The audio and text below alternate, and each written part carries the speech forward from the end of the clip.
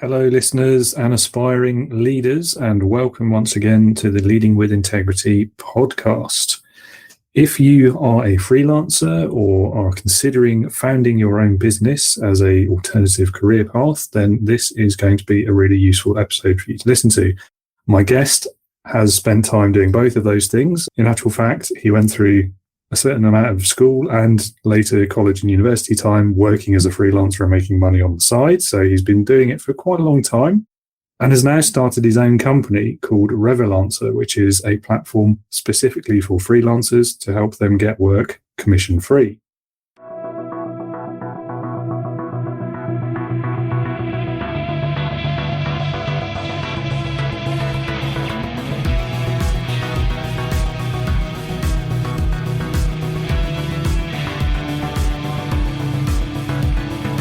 Welcome to the Leading with Integrity podcast. Leadership talk for the modern manager. With your host, David Hatch. Carl, thank you so much for taking the time out of your morning to join me today and have a chat about your business and about leadership and whatever else we end up talking about. I'm sure it's going to be an interesting one. Yeah, well, thank you very much for having me, David. I'm looking forward to it. Likewise. So to start with, I'm going to hand the reins over to you a little bit and ask you to just tell us about your background, your business today, how you ended up doing what you do and why you do what you do. Sure. So I'm a tech entrepreneur. I started a company called freelancer about 2 years ago when I was in my final year of university.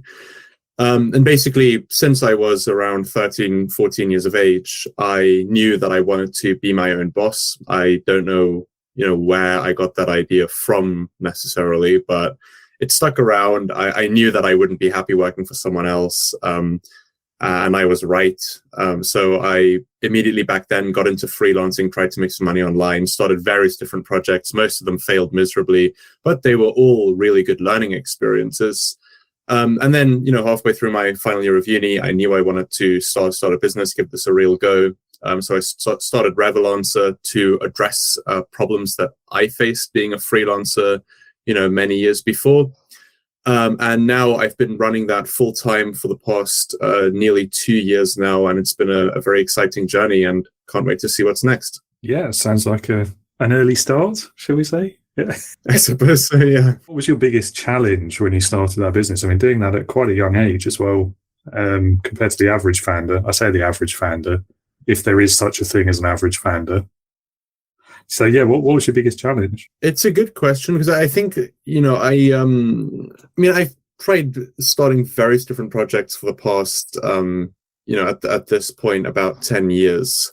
So I have a fair amount of experience with a lot of different things. So I'd say, I probably have, it's fair to say that I have more experience, than the average person my age right now in terms of starting businesses and whatnot. The biggest challenge, I can't really point at one single thing because it's been a big learning experience. It was my first time fundraising from investors. That's something I hadn't done before. That's something I had to just kind of learn, amongst many other things. But, I always surround myself with people who have done it before, who I can learn from. And that's helped me a huge amount. And I suppose that's helped me not really, obviously there have been many challenges, but I've been able to overcome, most of them by speaking to people who have done it before and kind of learning from their experiences where I don't have my own experiences yet. Been a recurring theme, actually. I've had a few guests who've been very successful in fundraising or in revenue levels in their businesses. And I think one of the common themes that always comes out is that they have sought out mentors. They've not just relied on making the mistakes themselves, although obviously everyone does that because that's where you learn the most, isn't it? It's by stuffing something up. But they've also sought out mentors who've been there and done that and who can help them with, well, here's the mistakes I made. You can avoid them. You don't have to make that mistake. It's obviously worked for you as well.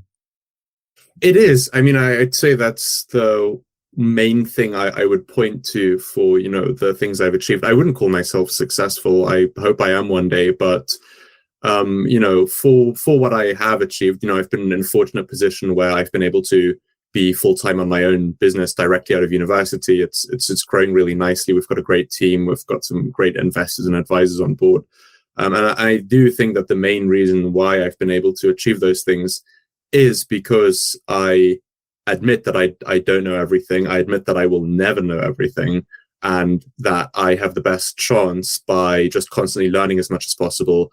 And the best place to sort of learn these things from is from people who have actually done it before, who have failed, who have succeeded, but ultimately you have that experience. Absolutely. And two very powerful things for leadership there as well is being self-aware and recognizing what you don't know.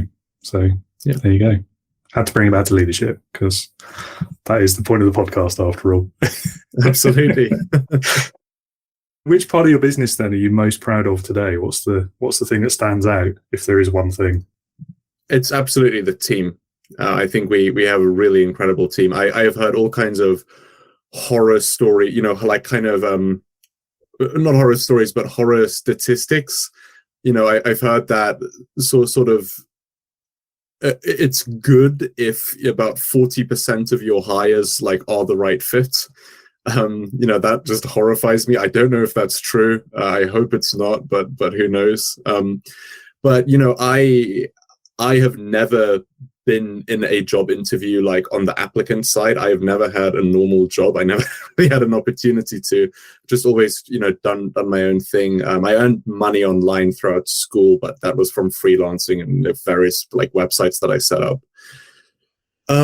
So I kind of approach the whole hiring process differently, because I think that the traditional hiring process is quite broken. Also, in interviews, I like asking questions that really catch people off guard, but are, certainly things that people won't have prepared for. But I think that's where you can really learn more about the person and see if they're a good fit. But what I'm really proud of is the team that we have now. Albeit still a small team for now, but the team that we have is fantastic. Everyone is very driven, very able and skilled in their field. But what I find most impressive is that their motivation doesn't come from it doesn't come from the company. So it doesn't come from their salary. It doesn't really come from their job, I wouldn't say, but it comes from within themselves. And I think that that's a rare thing to find. And well, we've been lucky to find that, a fair few times already now. So that's definitely the part that I'm the most proud of and the most, pleased with. Yeah. And that's actually a really nice answer. There's very few. Well, again, it comes back to the successful leaders, the successful business owners. They normally answer that question in the same way as you have. It's all about the people. I wouldn't be here without my team, kind of thing. And yes, the hiring process. You're very lucky. I'm a little bit jealous that you've never had to go through it from the other side of the table. Well, yeah. I don't know. It's just I think I would make a very, very bad employee in the majority of cases. So yeah, I think I probably would now as well. Maybe I always did. I don't know. It's best not to reflect on that. Yeah, exactly. The whole interviewing thing, though, I mean, it's just no one's at their best in that scenario, are they? That's the trouble I've always found. And when you put someone in a really high stress, very short window of time, and they know that their potential success is fully dependent on the next half an hour, you're not going to get the best out of someone. Not in the majority of cases, but also from the employer's side of the table, are you really giving yourself the best chance in that short window of time to really understand each candidate and assess them fairly? I don't think you are. I completely agree. I mean, when I interview people, I actually try and do a couple of different things. So I try and make them feel more comfortable. But then also, with some questions, I put them in sort of a more stressful kind of place. But, a lot of it is based on gut feel. But then, with everyone that we hire, we kind of have a trial period first, especially, and with developers especially, we have a tech challenge. And that's, I put a huge amount of weight in that because what I found, and I studied computer science myself at university. So I know a lot of other people who did too. And what I found with developers is oftentimes the people who are the most technically skilled are maybe not the most skilled at talking themselves up in an interview. And the issue is that people who are like willing to lie and just, come across as very confident tend to do better in interviews than people who are sort of, more, maybe their skill is actually in doing the job rather than, like selling themselves in an interview. So that's something that I'm very keenly aware of and very, really try and make sure that we avoid hiring people who are sort of just talkers. And then maybe people who don't do well in an interview, like in a traditional sense, really assess them for what their job is going to entail. So if it entails development, especially, I don't care if they say they can do X, Y, and Z. I want to see if they can do X, Y, and Z. Yeah, and I think that's fair enough. It's been a while since I've hired anyone, but when I was, I think exactly the same as you. It's you in the interview, you try and put them at ease. You tell a few jokes, you test a sense of humour. For me, it was always more important to gauge the personality rather than the skills, because can you really understand the skills in an interview? Probably not. If you want personality fit, and then skills, worst case, can be taught. Agreed. And you can't make the wrong person the right person in terms of like a personality and cultural fit. It's impossible. Absolutely. Yeah, and work ethic and motivation and all those nice things you were saying about your team earlier. It's those things that are more important. Those will lead to kind of longevity and success in your business more than someone says they can develop a whole platform in a week or something. I don't know. Yeah, absolutely. Not to labour the point, but you've accomplished a reasonable amount, I think, more than most people have by your age, at a relatively early age. So what would be the one piece of advice that you wish you'd had when you were starting your first company? Well, it's a piece of advice I did have when at the start, but I Even didn't. better. But I don't think that I truly got it. And that's basically just, it's kind of cliche, but it's so true. And that's to just not give up. And obviously I had heard that many, many times, but I think now where I'm in a position where, so far this company is doing really well, where I can look back at about 10 years ago when I was, first starting to make money online, and how 95% of everything I tried failed miserably. I wish that I could, kind of go back in time and tell myself, in 10 years, you'll be in a much better position with this. You'll, actually start achieving something, and just to keep going. And obviously I did keep going either way, but I feel like it's just the most important thing. Like, no matter what you think the odds are, if you've really identified something you're passionate about and you feel that it's worth doing and worth pursuing, then, you just need to keep going, keep trying. And that's the most important thing. Yeah, it can be very difficult, particularly if you're on your own at the beginning, to maintain that sort of belief, can't it?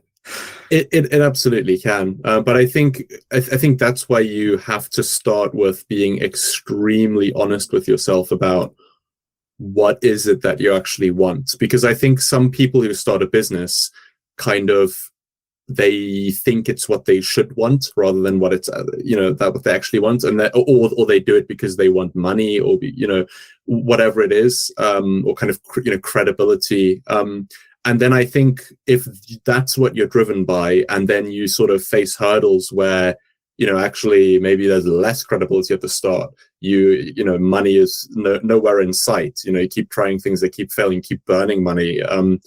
That point you're going to give up. And I think, if you're just very honest and introspective at the start, then you can avoid those pitfalls. And if you identify what it is you really want to do, then it's easier to go through tough times, because that is what you truly want, and that's what you should go for. Yes, finding the passion, it makes a world of difference. Yeah, I mean, I can I can attest to that from my own business experiences. The things that I've stuck with the longest are the things that I actually care about. Whether or not they make me loads of money, most of the time they haven't, but but that doesn't matter because I enjoy what I'm doing. I believe in what I'm trying to achieve, and that sees you through, doesn't it? Absolutely. And I've also heard that it takes the average self-made millionaire, takes them 12 attempts, the first 11 fail, and also that the average millionaire has 7 different income streams. So that just gives some kind of idea of how many things you actually need to try until you sort of get somewhere. It's just a part of the journey. I mean, if your goal is just to make a lot of money, go and study maths or economics or something and work at an investment bank. If that is your goal, and there's nothing wrong if that is your goal, but I think if money is your primary motivator and then you want to start a business, you really have to think carefully about whether that's realistic. Obviously, if the business goes well in the long term, maybe there'll be a bunch of money down the line, but the chances are in the short term, it's going to be quite different. You've got to be willing to play that long game, haven't you? Absolutely. Yeah, of course. Still, I mean, 7 income streams, 7 businesses, 12 attempts. Oh, sounds exhausting, doesn't it? It does, and it's absolutely not for everyone. No, and that's fine. Yeah, indeed. Earlier on, you mentioned working with quite a few mentors over the years, and a great mentor can be a huge benefit to any entrepreneur. What would you say is the most valuable thing that you have learned from your mentors over the years? I mean, gosh, it's hard to point at one thing in particular. I think I think just generally from, maybe this is a bit of a cop-out answer, but just from speaking to mentors in general, it has taught me the importance of speaking with mentors, because I mean, there's this, there's the Dunning-Kruger effect, where essentially the more you know, the more you don't know. And I think that's what speaking with mentors has helped me really realize, because when I was kind of just starting out, I remember I think 14, I'd made my first, I think it was like $500 online by selling a website. And I remember just being so like big-headed and arrogant about it. I just cringe thinking back at that now. But I think it helped me come from that kind of, obnoxious person to now where I'm much more aware of sort of where I am, why I have what I have, and what's important. So that's been, I think, a really important part of speaking with different mentors, and what just mentorship in general has taught me is just reaffirming the importance of having mentors and of listening to other people.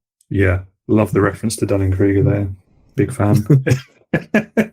I think everyone has been through that at some point in their life, though, haven't they? Where you think you know a lot more than you really do, and I think.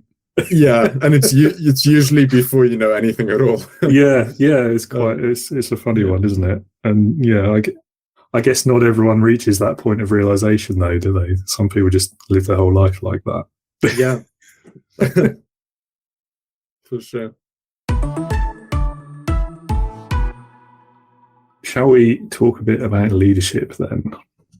Yeah, absolutely. What then would you say is the biggest leadership and management lesson that you've learned in your career so far? Well, that if you hire the right people, you don't really need to do any management. Like that's a bit of a hyperbole, but still, it is true. I mean, I kind of get asked, I'm not. I personally wouldn't want to work for anyone else. So the way that my kind of management and leadership style is, I hold myself to a very high standard. And the standard I hold myself to is I want to conduct myself in a way where, if I were sort of employing myself, that the employee version of me would be like at least somewhat happy with the experience. And that's a very hard thing to do, because, I really don't like being managed at all. But I do hold myself to that.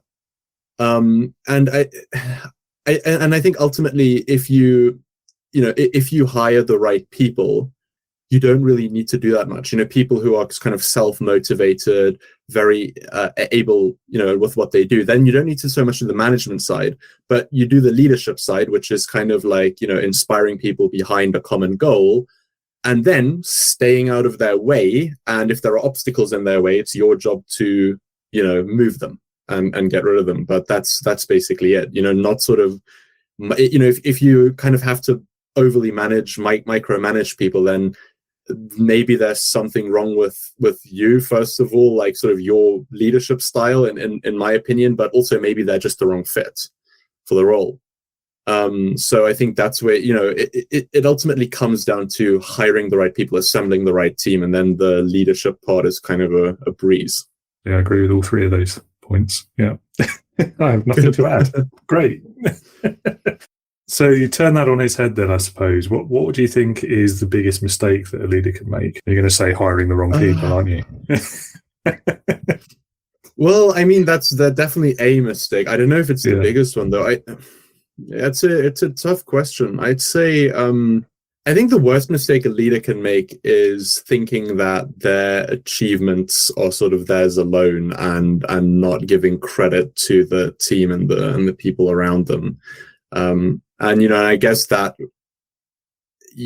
a symptom of not being introspective enough. And I think if a leader isn't introspective enough, there's a big problem. So yeah, I'd say that's the worst mistake, is not being introspective and humble. It is a very good example. And I think nearly every boss I've ever worked for prior to being my own boss made that mistake. It's quite an easy one to make, I think, when particularly if you're sort of senior level management but not top management. There's that thing, isn't there, where you're reporting success of the team upwards, and so the top manager will take that as, oh, well, David's done a great job there, and so you start to believe that hype about yourself, and it becomes self-fulfilling after a while. And yeah, introspection, as you say, is the solution, but not everyone can achieve that, sadly. No, but I think people should try. I'm not saying I'm perfect at it by a long shot, but I try, and I think that everyone should try. 100%. But then someone who isn't introspective wouldn't say, I'm not perfect, but I try. Yeah. Hence the self-fulfilling. It's a vicious cycle, isn't it, at a certain point? But yeah, absolutely. Yeah. Okay, opposite question again. What is the best piece of leadership that you've ever seen? Yeah, it's a very good question. I know like one particular example springs to mind. I'll point to, this is a bit of a cop-out answer, but I do actually think, do you know, have you seen the American TV show The Office? Yeah, big fan of that. So I think Michael Scott, I know that's obviously not a kind of a real life example. I think he does many things wrong, but I think he gets many things very right, which I think many middle managers, just like you just described, don't get right.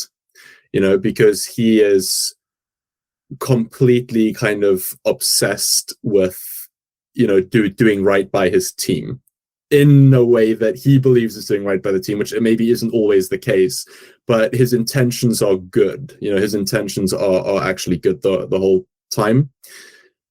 So yeah, I mean, that's a bit of a cop-out answer. I'm starting to think of like one particular standout example that I've seen in real life. I think maybe I need to have a bit more kind of life experience. But yeah, just when leaders put their people first, that I think is a good example of probably the best example of good leadership. Yeah, that's fair. I think Michael Scott's an interesting one, isn't he? I think you're right. His heart was always in the right place, but I think to me he's always stood out as sort of the textbook example of the manager who's there by accident. They're promoted because, well, in his case, because he was the best salesman, and then just left to his own devices. He's not given any training. Yeah. He's not mentored in how to do this new job, and so he just kind of bumbles his way through it all, doesn't he? And Yeah, and sometimes he gets it right by accident. Sometimes he gets it right because his heart's in the right place. And most of the time, he gets it horribly, horribly wrong to hilarious effect because it's a comedy. But absolutely, yeah. But I think that, from what I've heard, there are a fair amount of kind of middle managers out there who actively perhaps don't have their team's best intentions at heart. So, absolutely. Yeah. What one piece of advice would you offer a first-time founder? Well, if you don't know how to do something, find out, and what that, or figure it out. But just go for it. And what that means is, when I started Revelance, I had never fundraised. I hadn't directly employed people. Sort of had a pension scheme, payroll. Lots and lots of different things, were my firsts with Revelancer. The legals around fundraising, all kinds of stuff. So I didn't know that, but I think the mistake that lots of people make is they would think, oh gosh, I don't know how to do that. I first need to get a job or sort of learn how to do that, and then I can start a company. And that's the mindset that most people have. I disagree with that strongly. I mean, the best way, in my view, to learn is through experience. So the best way to kind of learn is just to throw yourself in the deep end. At least it is for me, and just figure it out. Like with fundraising. I mean, you might not know anything about fundraising, but what's the first step? Speak to a founder who has successfully fundraised. There you can immediately, it's a very good start. Maybe they'll point you to kind of in the right direction with lots of different stuff. So yeah, I'd say just go for it. If something scares you. I mean, another funny story I have is when I was 18, I had a small like web and marketing agency in my local town. This was near London at the time. And one of the things, I got invited to give a keynote speech at the business show in London at the Excel Center, which is Europe's largest business conference. And it was in front of 100 people. And I remember thinking, I have never spoken in front of 100 people before. How on earth am I going to do this? But then I thought, one surefire way to be comfortable speaking in front of 100 people, or like to become comfortable speaking in front of 100 people, is to first speak in front of more people than that several times. So I contacted my old secondary school. They basically got me in to do some like assembly talks there, just about starting your own business as a potential career path to the students. I did 4 of those, each to 250 in the audience. It scared me a lot, but by the end of that, when I got to speak in front of 100 people, it was an absolute breeze. It wasn't a problem at all. And now I have no issues doing public speaking. So that's just an example, of, well, at least for me, like throwing yourself in the deep end can often be the best way to, quickly learn something or become comfortable with something. And just go from there. Yeah, speaking in front of large groups of teenagers can be quite terrifying. Exactly. They're sort of halfway between kids and adults in that they know enough to understand as much as adults, but they don't have the filters. Exactly. Yeah. So you can get some pretty harsh feedback, I found. I did a bit of that back in my own not career, but I spent some time volunteering as an instructor in a few youth groups. So going around and doing the recruiting talks, and sometimes it was okay, sometimes it wasn't. Yeah, I can imagine. It's a tricky thing to do. I have a lot of respect for teachers who definitely. Yeah, I don't know how they do it every day. Yeah, I couldn't. Yeah. I couldn't.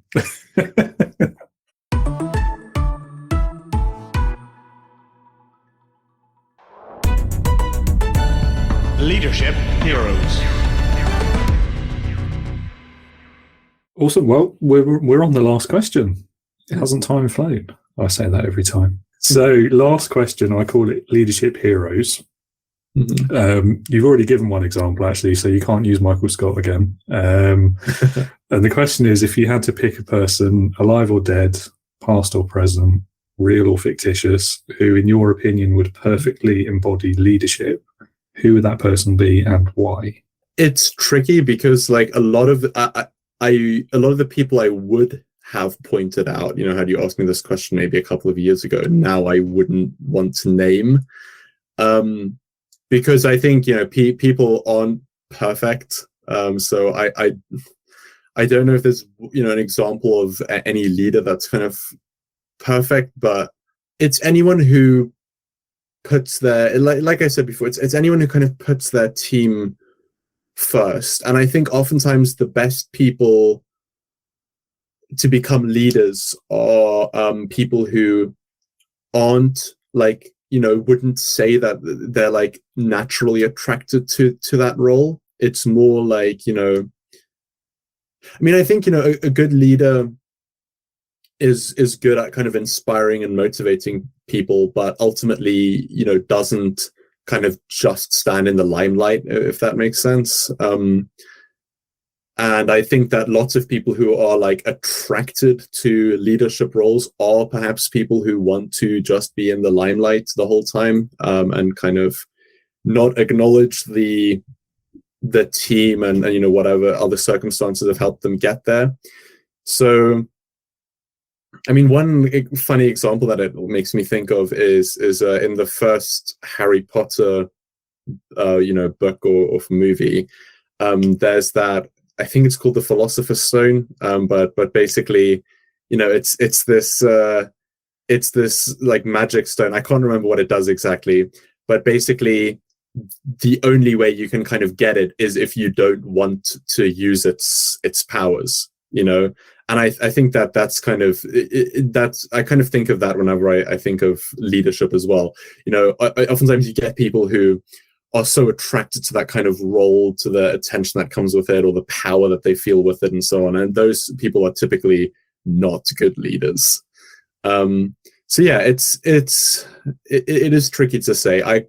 I'm struggling to think, of kind of one particular person, because like I said, the example that I would have named if you would have asked me, say, 2 or 3 years ago, I would have probably said Elon Musk. But now, knowing much more about him and what he does, I would no longer, he would definitely be nowhere near the top of the list. And yeah, so that's why I struggle kind of naming anyone in particular, because I think oftentimes as well with figures in popular culture, sometimes we just don't have the full story, and the story we have is one that they have crafted.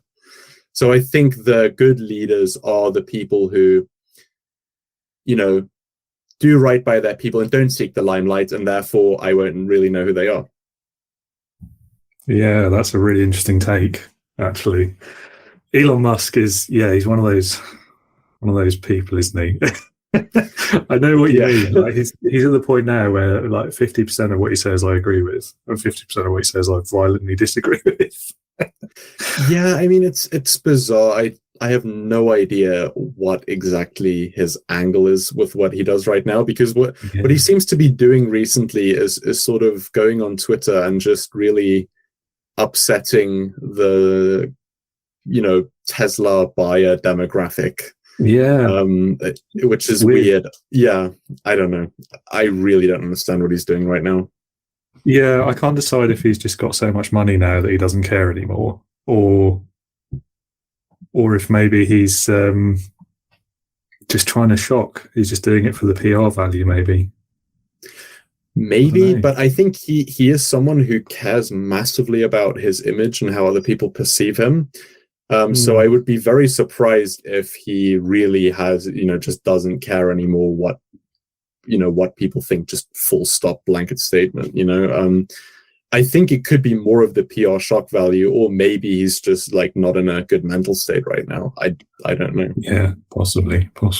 Yeah, it's an interesting point about public figures as well, and whether we ever really know the true story, or whether it's the story they want us to know. That's come up a couple of times with past guests. We had one who picked Steve Jobs, so obviously that very much applies to him, doesn't it? And some of the stories that came out about him in recent years and what he was actually like to work with. And then Winston Churchill as well was another example. So he had an extremely controversial life, and was in the public life for quite a few decades as well. So his journey of progression from the 20s to the 60s in terms of his political life and his leanings, and it's an interesting one. It absolutely is, but I think it just highlights, that we shouldn't ever put too much faith into one particular person, because everyone's is still human, and humans are not perfect by any means. So, absolutely, yeah. And it always reminds me as well. I mean, I totally agree with you. And the Philosopher's Stone example is a new one for me, but that reminds me of the quote from Hitchhiker's Guide to the Galaxy by Douglas Adams that I always trot out when this one comes up. So the listeners have heard it before and they're probably sick of me saying it, but there's this whole thing about the galactic president in that book, and the emphasis being that anyone who wants the job should actually be the last person to be allowed to do it. Yeah, for exactly the reasons that you explained just now. Absolutely. Yeah, I mean, power corrupts. So absolute power corrupts. Absolutely. Yes, indeed. Great quote. I've run out of questions. The only thing left is I give you the opportunity, if you want to point the listeners towards your website. If anyone out there is a freelancer who might want to sign up to the website, if you want to point them towards that.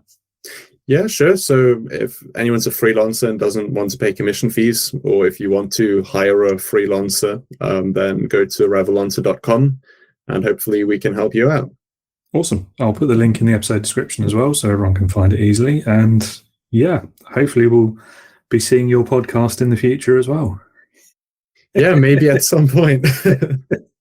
Awesome. Well, thank you again, Carl, for taking the time. Much appreciated. And it's been great talking to you. Yeah, thank you very much for having me. It's been a pleasure. You're most welcome.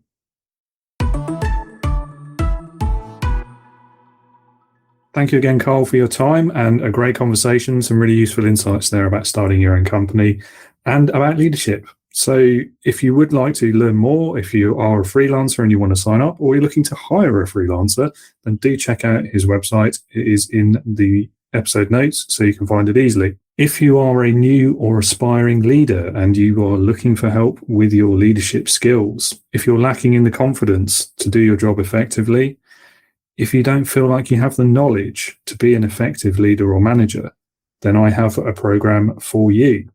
Please do get in touch. You can learn more at the website, which is www.leadernotaboss.co.uk/sign up. Or you can find me on LinkedIn, and I'll put both of those links in the episode description as well. So please do reach out. Love to meet you. Love to have a chat about leadership. That's all from me today. Thank you so much for listening. Please feel free to leave a review if you like. Hope you'll join us again next time. And in the meantime, remember, be a leader, not a boss.